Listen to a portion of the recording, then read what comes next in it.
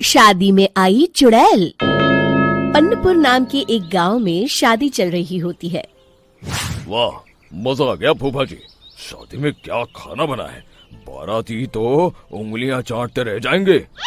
हाँ, तुमने सही कहा, पनीर की सब्जी का तो कोई जवाब ही नहीं। दूसरी तरफ पंडित जी फेरों की तैयारी कर रहे होते हैं कि तभी वहाँ एक चुड़ैल आ जाती है। अरे मर गया रे, ये चुड़ैल यहाँ क्या कर रही है? अरे दिवाकर जी, ये आपकी कौन सी रिश्तेदार है? अरे मुझे क्या पता, क्यों भाग्यवान, कहीं ये तुम्हारे मायके से तो नहीं आई है?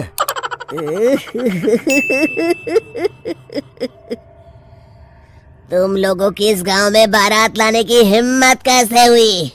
मेरे रहते इस गांव में किसी की शादी नहीं हो सकती।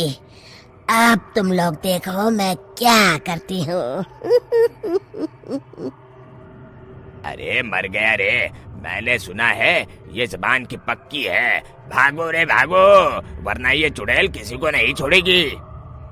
हाँ, तुम सही कहते हो मोहन भाई, यहाँ से भाग लेने में ही हम सबकी भलाई है। देखते ही देखते शादी के मंडप में भगदड़ मच जाती है और चुड़ैल सब कुछ उजाड़ कर रख देती है। फिर एक दिन मोहन की शादी तय हो जाती है।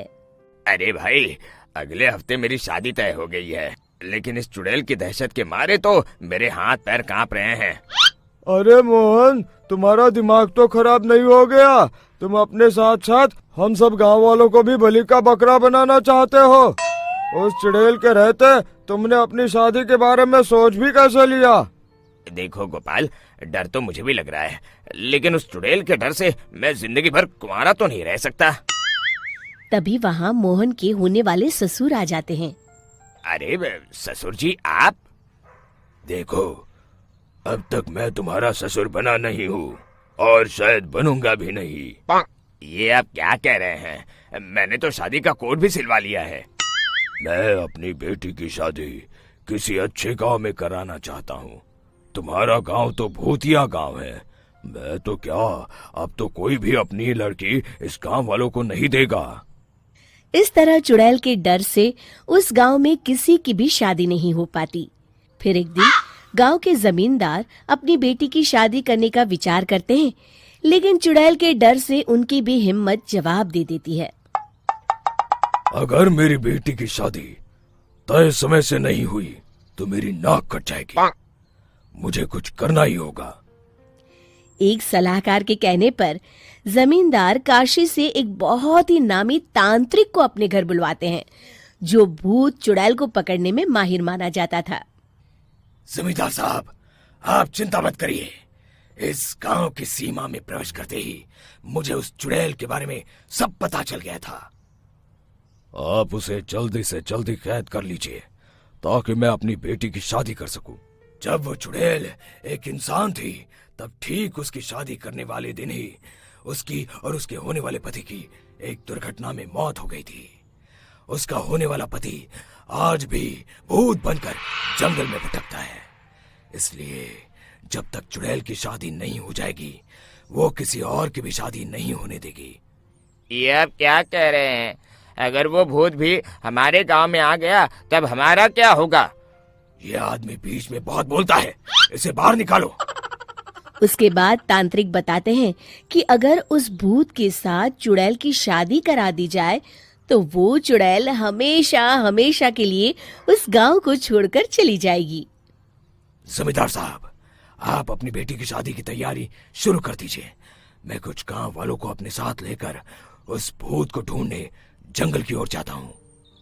इस तरह जमींदार निश्चित होकर अपनी बेटी की शादी करवाने लगते हैं, लेकिन तभी वहाँ चुड़ैल आ जाती है। मैंने तुम गांव वालों को समझाया था ना कि इस गांव में कभी कोई शादी नहीं करेगा। लगता है तुम लोग मुझे हल्के में ले रहे हो। चुड़ैल जमींदार की बेटी को उठा लेती है।